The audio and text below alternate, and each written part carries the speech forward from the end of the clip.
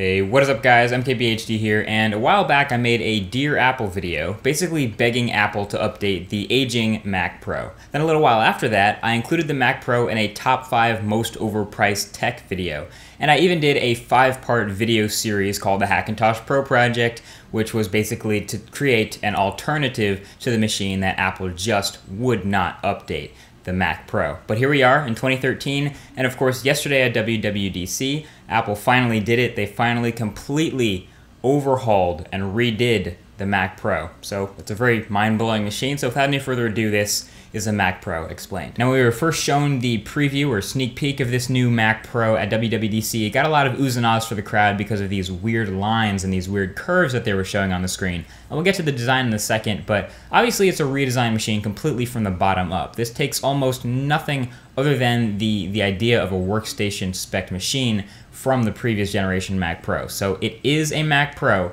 but it's pretty much not based at all on the previous Mac Pro. So one could argue that it's not really actually a Mac Pro, it's just a new Apple desktop that Apple called the Mac Pro to get people to stop asking for a new Mac Pro.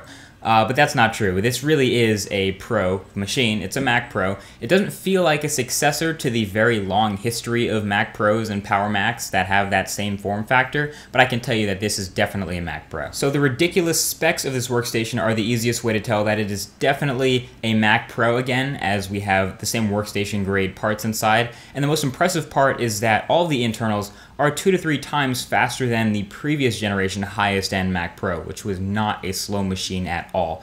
We're looking at dual Xeon CPUs. Of course, dual CPU support is classic for the Mac Pros, and also dual AMD FirePro workstation GPUs. So these are extremely high-end graphics cards, but again, workstation-grade graphics cards. This new Mac Pro also moves from regular SATA SSDs, which is what I'm using in the Hackintosh, to PCI-based storage, and PCI-based storage is very, very fast. If you've seen them already, you know that you can get 1.25 gigabytes per second transfer speeds. So I'm used to 600 or 700 megabytes per second tops with my SATA SSDs.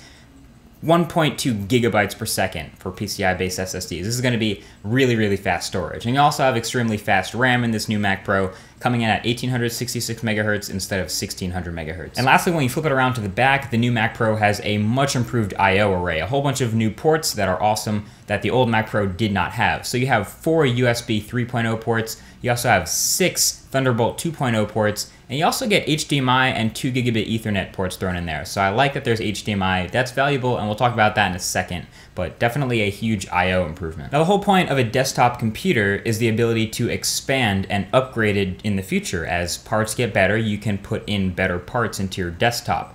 Now, when we take a look at Apple's 2013 computer lineup, you'll see that there's pretty much no upgradability in that sense. And for years, the Mac Pro was the last Apple machine that you could upgrade the GPU, the hard drive, the RAM. You could upgrade the previous generation Mac Pro.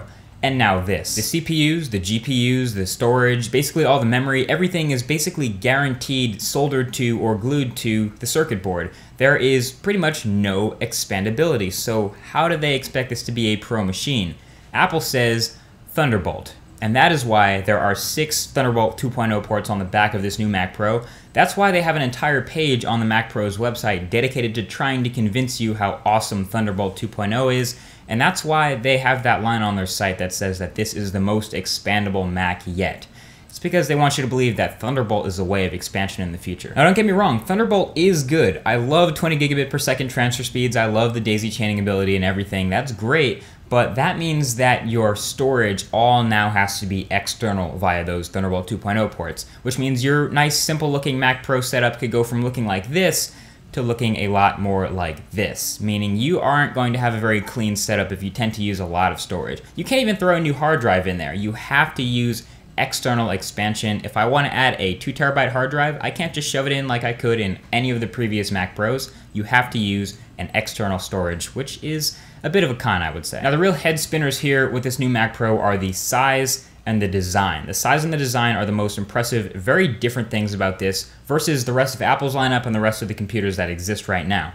The size is mind-blowing. Okay, it's 9.9 inches tall by 6.6 inches wide. And that's really small, okay? The studio monitors I have right here are bigger than the new Mac Pro. In fact, if you want your mind blown, you want to know what matches the size of the new Mac Pro in terms of height and width? the Nexus 10. The Mac Pro is the size of the Nexus 10. Okay? If you have a 10-inch tablet, just hold it up and think about that. It's a Mac Pro. I could punt a Mac Pro across the room. You couldn't even get close to doing that with the old Mac Pros. So the size, yeah, mind-blowing. This tiny design is made possible by what Apple calls a thermal core. Basically, long story short, instead of having individual heat sinks on all the different parts that need to be cooled, like the CPU, the GPU, etc., they have one giant heatsink in the center in the shape of a triangle that all the different parts connect to. So everything cools at once and all the cool air and warm air radiates out the top through a single fan. It's a neat concept, and it's a great way of eliminating the need for a bunch of different radiators and heat sinks and fans and things like that. Now, the design is another interesting thing, and I happen to think that that's the most interesting part of the Mac Pro. It may not be the prettiest machine in the world. We've seen some hands-on of it at WWDC. They had a single one, but it's a cylinder. So look around your room. You probably have square corners all around your room. You probably have your square computer up against a square wall, and it's probably underneath your desk or up against your desk on a square wall surface. This computer is a cylinder. It's forcing itself to not be up against the wall or in a corner of your room. It's forcing itself to be a round cylinder sitting on your desk, and that's kind of what Apple wants. This is kind of a marketing move to get it on the desks of people who are using it and get it on the desks of all the workstations that happen to start employing them. But the handles that were on top of the old Mac Pro will now come in the form of that little scoop that goes into the top that makes it look like Darth Vader's trash can or something, or R2-D2 for that matter. It's an interesting design. I don't really like the fact that it's glossy. If you saw it at WWDC, the inside is matte black, but when you put the cover on, the trash can looking cover is glossy on the outside. Doesn't look all that pro to me, but I'll probably end up putting some designs on it anyway to make it look a little bit better than that. So that's the Mac Pro. It's got the specs of the future and the design of some weird creation or collaboration, but honestly, it's an interesting machine, and I like the fact that it's so powerful, and it'll have the specs to be able to, according to Apple, edit 4K video while rendering effects in the background while connected to up to 3 4K monitors. That's the specs of the future right there, because that's the setup of the future, editing 4K video on 4K displays. Either way, I can't wait to get my hands on one, and if you can't either, definitely leave a thumbs up on this video below. I can't wait to put this on my desk and actually start to show you guys it in person with some unboxings and reviews and tests and things like that. But until then, definitely subscribe for the upcoming videos and more content that I have on the way. And thank you for watching, and I will talk to you guys in the next video. Peace.